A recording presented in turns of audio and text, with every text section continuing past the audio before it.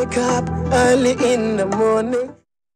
Ramatoulaye, ce matin, tu nous parles de l'agence de sécurité de proximité mise sur le numérique pour de meilleures performances. C'est la nouvelle volonté de la direction générale qui est pilotée par M. Biram Faye, le nouveau DG de l'ASP, l'agence de sécurité de proximité. Donc il veut que son agence soit aux normes en termes technologiques afin d'avoir des performances meilleures sur le terrain. L'agence de sécurité de proximité est une agence composée de 10 000 agents au mois répartis sur l'ensemble du territoire national et il faudrait avoir un pilotage très efficace. Il faudrait coordonner sur le terrain, également échanger avec les administrations ou les services dans lesquels ces agents de sécurité de proximité sont affectés. C'est eux qui secondent en général les policiers de la circulation. Oui, c'est plusieurs missions qui leur sont assignées. Ils sont au niveau de la circulation, ils sont dans les bâtiments administratifs et dans d'autres structures, dans beaucoup de structures, ils appuient en termes de sécurité, mais c'est plus la sécurité de proximité. On les retrouve également dans les quartiers. Ce qu'on peut noter, c'est qu'il y a eu une convention qui a été signée entre l'ADIE et l'ASP et dans cette convention, il y a un package de services qui sont délivrés à l'ASP.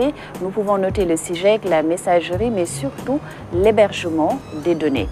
Je vous propose de faire un point sur cet aspect-là parce que concernant l'hébergement des données, c'est un point qui tient à cœur l'ASP parce que ce sont des données hypersensibles et il ne faudrait pas les donner à n'importe quelle structure.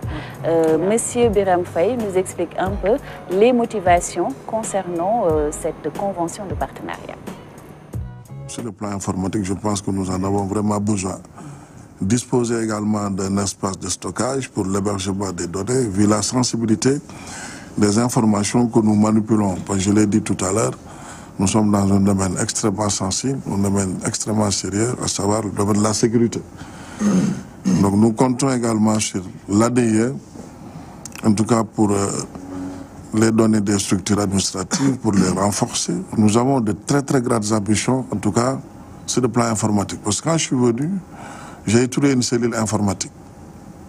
Et l'organigramme que j'ai proposé pour appréciation et validation au niveau du conseil de surveillance, je peux bel et bien mettre une direction informatique. Mais mes ambitions m'ont poussé à mettre en place, à ériger la cellule direction des systèmes d'information. Et ça nous a pris presque toute une après-midi de débats, de discussions, pour que je sois davantage, en tout cas, convaincu par rapport aux ambitions que nous avons.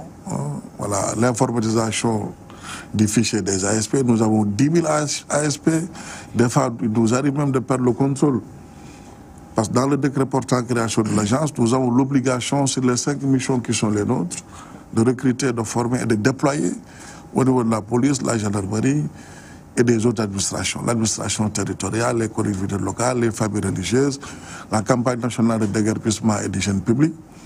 Donc nous sommes partout, nous sommes dans toutes les institutions et souvent on a des problèmes d'accès au niveau des agents que nous avons recrutés et que nous avons déployés au niveau de ces partenaires et que nous continuons à payer pour que nous prenions en charge également la prise en charge médicale à hauteur de 80%, la gratuité du transport que nous avons réussi à Dakar, à Mbour, à Kaolack, à Saint-Louis et que nous comptons réussir sur toute l'étendue du territoire national.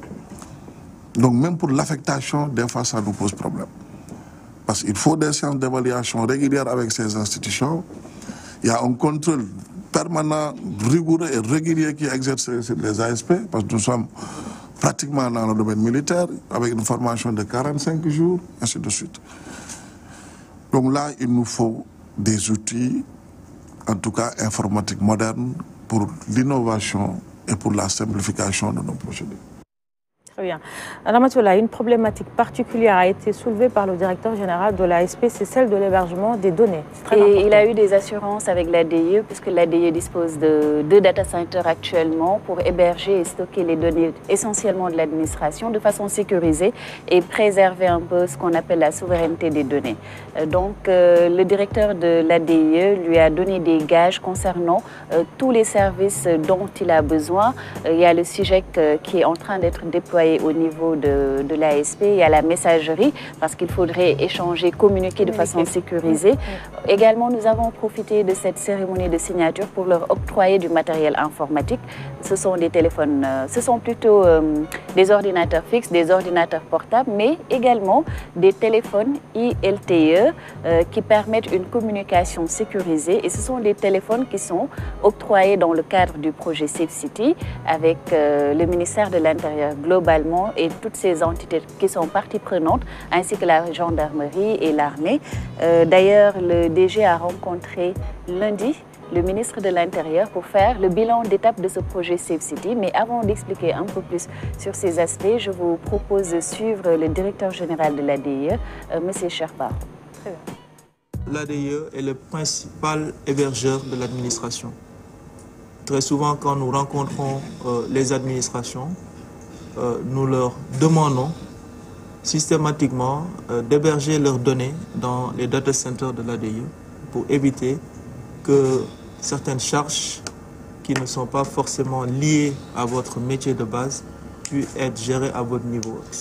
Décharger sur ce volet-là et que l'ADIE, qui a un centre de ressources aux normes, puisse s'occuper de l'hébergement de vos données. Aujourd'hui, vous allez également recevoir 10 ordinateurs fixes, 15 ordinateurs portables et 30 TP, donc en guise de participation de l'agence dans les outils qui vont permettre à vos agents d'être beaucoup plus efficaces dans le travail. Pour les Tipeee, donc, il s'agit du projet donc, Safe City. Nous avons beaucoup travaillé avec le ministère de l'Intérieur, notamment avec la police. Hein? Donc, vous avez un peu vu tout le déploiement des caméras intelligentes que nous sommes en train de faire au niveau des grandes villes, notamment au niveau de Dakar. Dakar et sa banlieue. Donc, Dakar, Guédiawaye, Pikine et Rufisque, mais également au niveau de Thiès, Mbour, Saint-Louis, Touba, donc Mbacké, donc qui sont les villes concernées dans cette première phase du Safe City. Donc là, au-delà du déploiement de ces caméras-là, nous avons prévu dans le cadre de ce projet de déployer 4 centres de commandement, donc dans 4 régions. Très bien. Moi, j'ai envie de revenir sur les dispositifs, les téléphones ILTE. Ça permet de connecter en même temps tous les services avec les ASP? Le ILTE, il faudrait juste savoir que c'est un téléphone intelligent avec la technologie 4G qui permet des échanges sécurisés. Si vous voyez les agents au niveau de la circulation, ils peuvent échanger à des distances assez lointaines et communiquer, par exemple, s'il y a un véhicule qui passe, le signalement peut être fait. Très rapidement. On peut prendre une photo avec ce téléphone, c'est un téléphone intelligent, l'envoyer, échanger les données ou bien les vidéos. Il y a également le dispositif de géolocalisation qui est intégré dans ce téléphone intelligent. On l'a donné principalement aux agents de la police et de la gendarmerie qui sont au niveau de la circulation, mais les ASP, vous le savez, sont également des supports en termes de circulation. Donc, c'est la raison pour laquelle on leur a également octroyé ces téléphones intelligents pour qu'ils puissent mieux coordonner leurs actions avec la police de la circulation et la gendarmerie. Concernant le projet Safe City, juste pour revenir sur le bilan d'étape qui a été présenté lundi au ministre de l'Intérieur, il y a eu 473 caméras qui ont été installées pour l'instant sur les 500 qui sont prévues dans les villes de Dakar, Thiès, Saint-Louis, Touba, et Mbour. Voilà, donc pour l'instant, on a 473 caméras. Le DG est revenu sur les centres de commandement. Les centres de commandement, il y en a 4 pour les régions et un au niveau national qui sera installé à Dakar.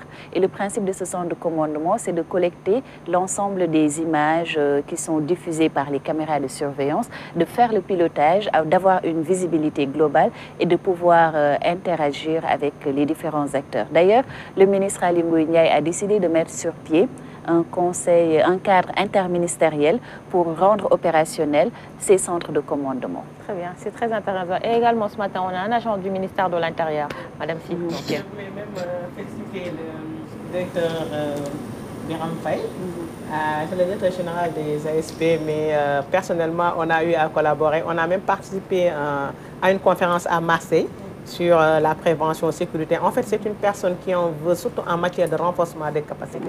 Ça, je peux en témoigner. Je pense qu'il va aller de loin dans ce projet-là. Merci beaucoup, Madame Sialim Badarakan. Je crois que c'est une bonne chose, hein, parce que ça permet aux ASP de mieux réussir leur mission, de mieux la remplir. Parce que tout simplement, ils ne disposent pas d'armes létales comme les forces de police et de gendarmerie. Donc, ils se doivent d'avoir au moins le minimum d'équipement pour être, disons, efficaces sur le terrain et jouer le rôle d'appoint, n'est-ce pas, auprès donc de ces forces publiques-là de sécurité et de défense. Donc, en vérité, voilà. Félicitations à l'ADIE pour sa si grande générosité. Vraiment, vous êtes généreux. Généreux. Ils offrent également. En fait, l'ADIE ne fait que son travail. Voilà. Binta? C'est heureux de voir que les choses bougent aussi de ce côté-là, parce que quand on mettait en place les ASP, il y avait beaucoup de supputations, il y avait beaucoup de voix qui se sont élevées, mais on comprend qu'ils font partie du système et qu'ils apportent beaucoup à la sécurité. On les trouve partout. Vous allez dans les sous-préfectures, vous les trouvez, ils jouent le rôle de sécurité et parfois même de chauffeur à l'administration territoriale. Chapeau à ces ASP-là. Très bien. Madame Barou, maman, peut-être sur les ASP, les encourager? Je les encourage tout simplement à continuer ainsi, parce que je vois également qu'ils font du très beau travail. Oui. Ouais. Très bien. De sécurité. Merci. Ramatoulaye, un mot pour conclure? Juste espérer que cette collaboration entre les deux structures soit fructueuse, mais également avec toute l'administration. Rappeler aux administrations que l'ADIE est là pour les soutenir, pour les appuyer, pour augmenter leur performance à travers l'introduction du numérique dans leur système de gouvernance.